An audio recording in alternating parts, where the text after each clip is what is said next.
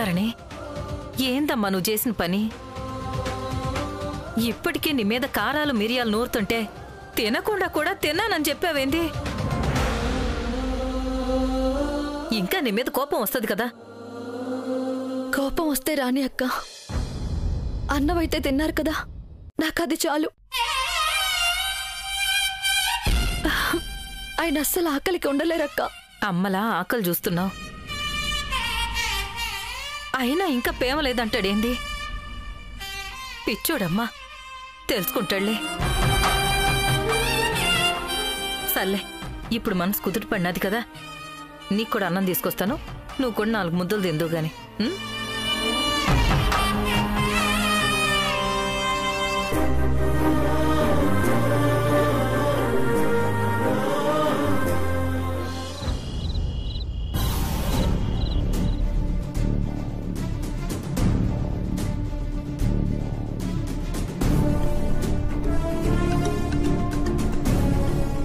Vikram, coffee తీసుకో. Thanks అత్త.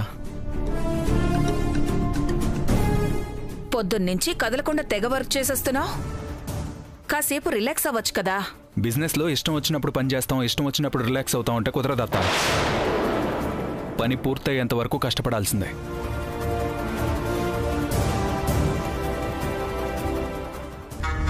ఇంత చదువుకున్నోడు వీడే బిజినెస్ చేయడానికి ఇంత కష్టపడుతున్నాడంటే రేపు ఈ బిజినెస్ మొత్తం నా చేతికొచ్చాక ఎలా చేయడమో ఏంటో. ఈ బిజినెస్ లో ఆస్తులు అన్నీ మాట్లాడుకోవడానికి అనుభవించడానికి బాగానే ఉంటాయి, కానీ మెయింటైన్ చేయడమే చాలా కష్టం.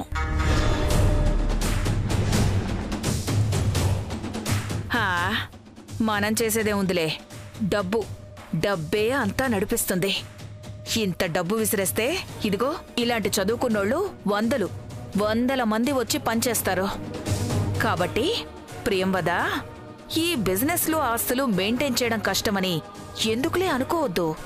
ముందు వాటిని ఎలా లాక్కోవాలో చూసుకో. మెయింటైనింగ్ సంగతి తర్వాత చూసుకోవచ్చు.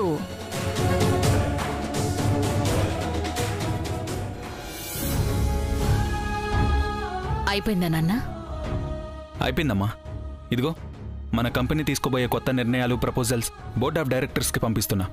అందరూ డైరెక్టర్స్ ఓకే అంటే కానీ రిజల్యూషన్ తీసుకురాలేం. ఈ బోర్డ్ ఆఫ్ డైరెక్టర్స్ మీటింగ్ చాలా ఇంపార్టెంట్ నాన్న. అందర్నీ ఎలాగైనా ఒప్పించాలి.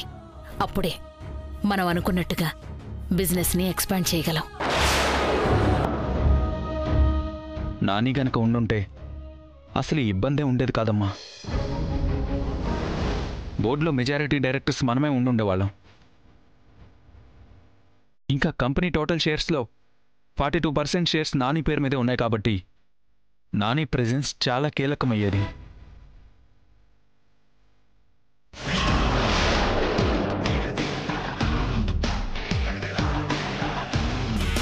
మిగతావన్నీ ఏమీ అర్థం కాకపోయినా ఇది మాత్రం బాగానే అర్థమైంది. మొత్తం కంపెనీలో 42% నాని పేరు మీదుందా అంటే దాదాపు సగం ఆస్తి ఆ పిచ్చోడి పేరు మీద రాశారా? అయినా టెన్షన్ ఏం లేదమ్మా. మన ప్రపోజల్స్ బాగానే ఉన్నాయి, అందరూ తప్పకుండా ఒప్పుకుంటారు. వద్దులే నాన్న, ముందు నాని ఇంటికి రావాలి. ఆ తర్వాత ఏ బోర్డ్ మీటింగ్ అయినా, ఏ బిజినెస్ మీటింగ్ అయినా, అంతవరకు ఏమీ వద్దు. నాని లేకుండా బోర్డ్ మీటింగ్లో కూర్చోలేనురా. అమ్మా, ఏంటమ్మా, మన బిజినెస్ ఎక్స్పాన్షన్కి ఈ మీటింగ్ ఎంత ముఖ్యమో నువ్వే చెప్పి ఇప్పుడు కాదంటే ఎలా? అయినా చిన్న కోడలు గుడికొచ్చింది, చాలా మంచిది, నానిని తీసుకొస్తుంది అని నువ్వే అన్నావు. మళ్ళీ అంతలోనే నీరు గారిపోతే ఎలాగమ్మా? ఈ బోర్డు మీటింగ్లో కాకపోయినా నెక్స్ట్ బోర్డు మీటింగ్లో తప్పకుండా నాని ఉంటాడు. నువ్వు ధైర్యంగా ఉండమ్మా.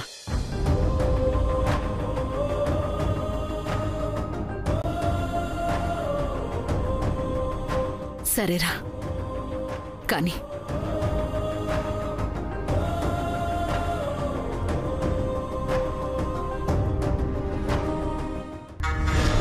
42% సగం ఆస్తి నాని పేరు మీదుందా?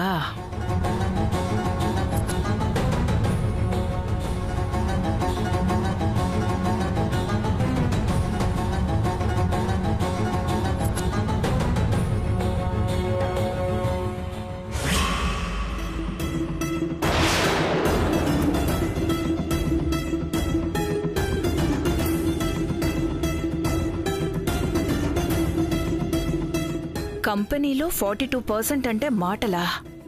సగం ఆస్తి.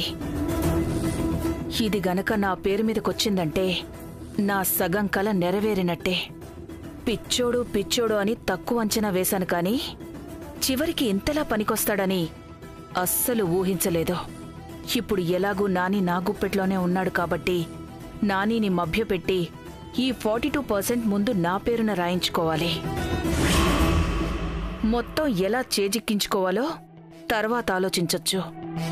కానీ ఇప్పుడు నానికి ఏం చెప్పి ఒప్పించాలి? ఎంత పిచ్చోడైనా సంతకాలు పెట్టమంటే ఎందుకు ఏమిటి అని అడుగుతాడు కదా. ఏం చెప్పాలి?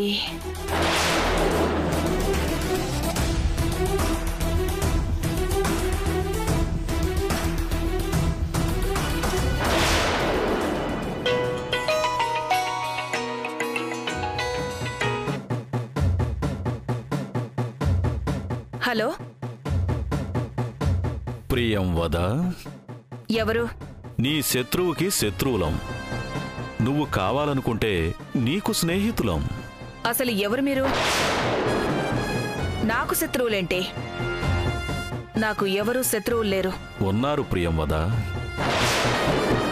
మీ అన్నయ్య వాయుపుత్రే నీ శత్రువు.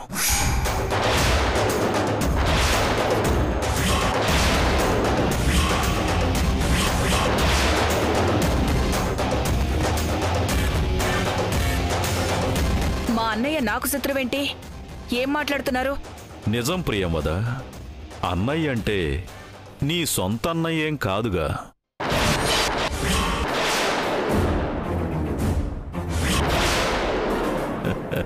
నీ సవతి తల్లి కొడుకు.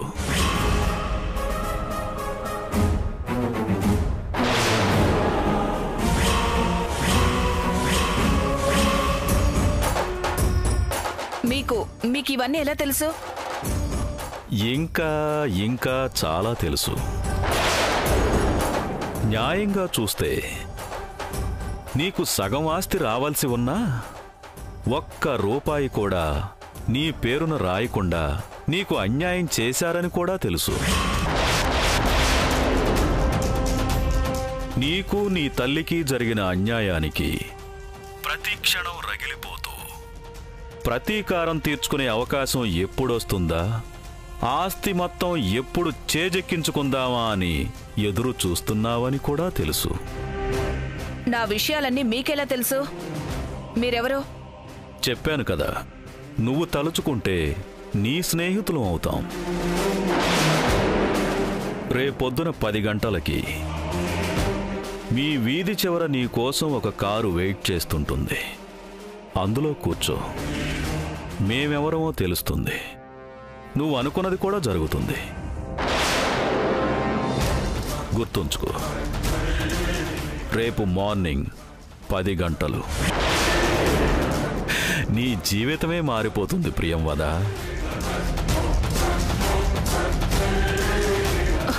హలో హలో హలో,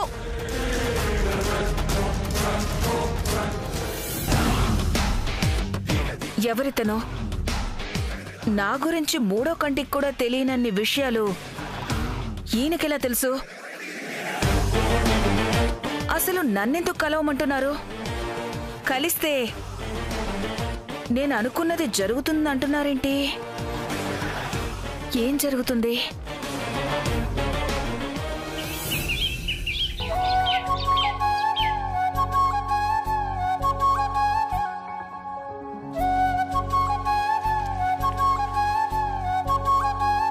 అక్కా, ఏందమ్మా, ఏంది అబ్బాయి పరిస్థితి? రాత్రి గమ్మున పడుకుండా లోల్లా ఉన్న చేసిండా?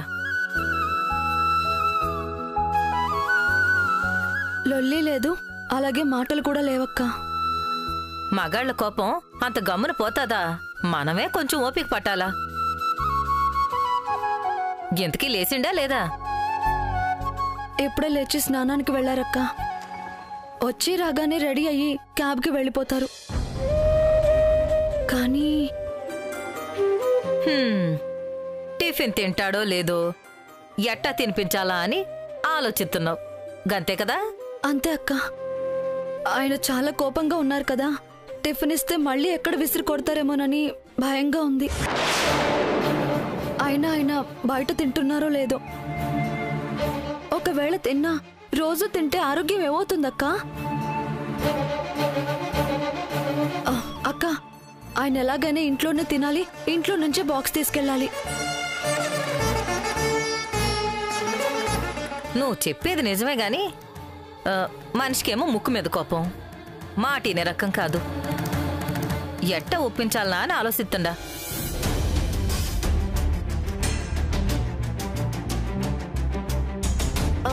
అక్క, నా దగ్గర ఒక ప్లాన్ ఉందక్క, కానీ నువ్వు హెల్ప్ చేస్తే. హెల్ప్ అంటావేంది? ఏం చేయాలో ఆర్డర్ అయ్యి.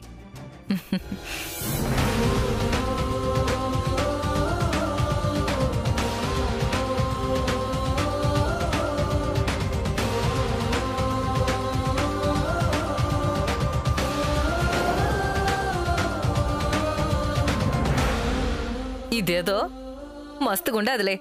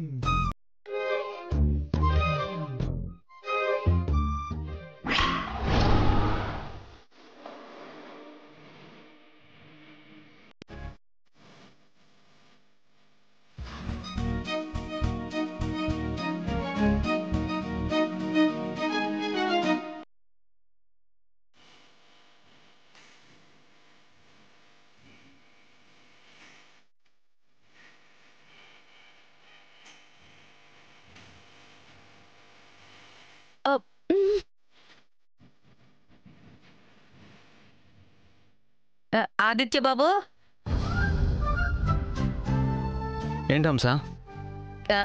క్యాబ్కి పోతాండవా? అవునాంసా, ఎక్కడికైనా వెళ్ళాలో చెప్పు, అక్కడ డ్రాప్ చేస్తాను. నేనెక్కడికి పోతానులే గాని, ఇట్ట నీళ్లు పోసుకుని అట్టా పోతున్నావు. టిఫిన్ చేయలే? టిఫినా? అది ఈ కొంపలోనా? ఇక్కడెవడు తింటాడు? డబ్బులిచ్చి హాయిగా బయట తింటాను. బయట తింటావా? అట్టయితే బయటే తిని మస్తు ఎంజాయ్ చేస్తావు అన్నమాట. అవును. మంచిది. హోటల్లో టిఫిన్లు భోజనాలంటే మస్తుగుంటాయి. ఆడ్నే వండి ఆడ్నే కడిగి ఈగలు దోమలు రోడ్డు మీద మట్ట అంతా అన్నీ కలిసి మస్తుంటాయి.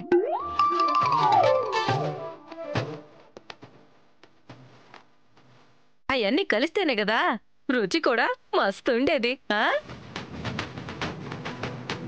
కాకపోతే రోజు ఆడ తింటే పొట్టలు పేగులు కుల్లడం, ఈ లివరు కిడ్నీలు పాడవడం, క్యాన్సర్లు ఇట్లాంటి చిన్న చిన్న రోగాలు వస్తాయి అంతే.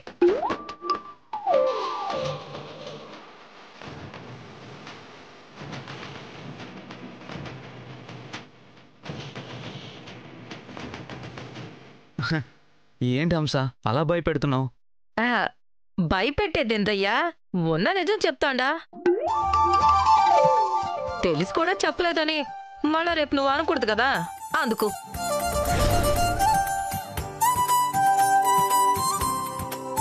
అయినా నువ్వు వెట్టకు బయట తినాలని డిసైడ్ అయినావు కదా, ఏం వస్తే ఏందిలే. హంస, అది సరే గాని అసలు బయట తినే కర్మ నీకేందయ్యా? ఎందుకంటావేంటి? మోసం చేసిన వాళ్ళ వంట నేనెందుకు తింటాను చెప్పు? సరిపోయింది. మోసం అంటావేంటయ్యా? అవన్నీ ఆలోచిస్తే మాడేది నీ కడుపే. మాడితే మాడిని, నేను మాత్రం ఇంట్లో తిననంసా. తింటే తప్పేందయ్యా? నీకేమన్నా ఉత్తి పుణ్యాన్ని కొండి పెడుతుందా? బయట కష్టపడేది నువ్వు, పైసలు తెచ్చేది నువ్వు. అంతా తెచ్చి ఇంట్లో పోస్తే మళ్ళా బయట తిన్నికి పైసలు పోయాలనా? ఏ ఆ మాత్రం వండి పెట్టలేదా?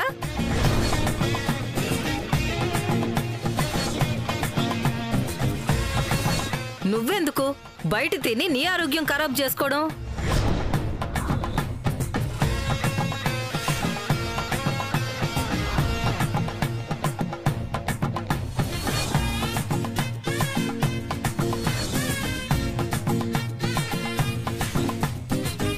ఇదిగో నేను చెప్పాల్సింది చెప్పినా, తర్వాత నీ ఇష్టం. ఇదిగో నీలాంటి తెలివైన పోరగాళ్ళు ఎట్లాంటి తెలివి తక్కువ పనులైతే చేయరు. ఆలోచించుకో మళ్ళా. నువ్వు చెప్పేది కూడా నిజమే హంస. నేనెందుకు నా ఆరోగ్యం పాడు చేసుకోవాలి? నేను డబ్బులు సంపాదిస్తున్నాను కాబట్టి ఈ ఇంట్లో తినే హక్కు నాకు కూడా ఉంటుంది. ఇలారా ఇలారా. గది నీ హక్కు. దర్జాగా పోయి కాలు మీద కాలేసుకుని తీరు.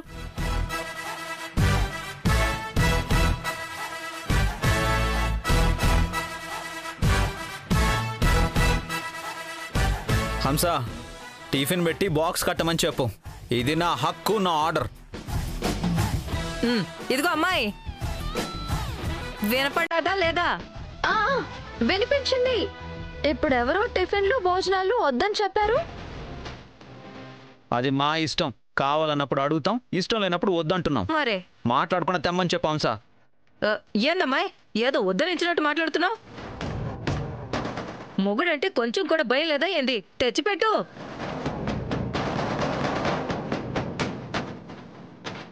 ఓకేనా హంస?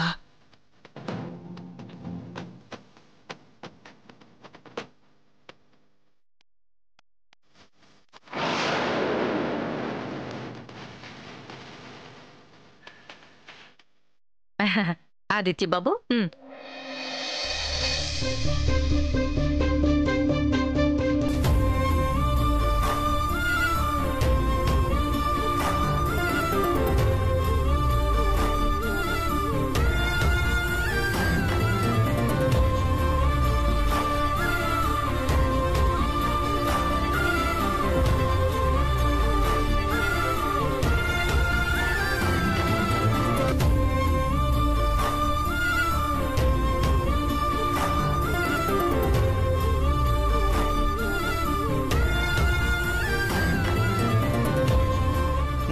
బాగుంది హంస.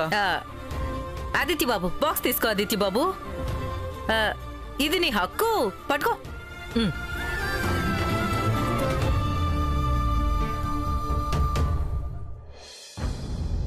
హంస తీసుకో, తీసుకో. గీ పైసలేంది బాబు? టిఫిన్కి 50 రూపాయలు, లంచ్కి 50 రూపాయలు.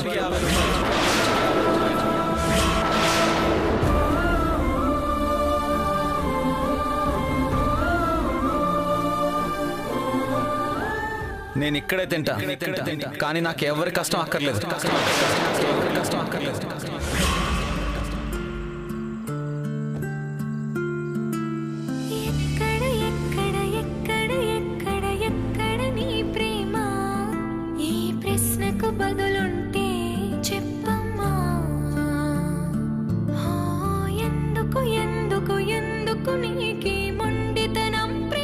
ఏందమ్మా ఇది? మరి ఇంత మొండోడేంది నీ మొగుడు? ఎట్టా ఎవరైనా పైసలు ఎత్తారా?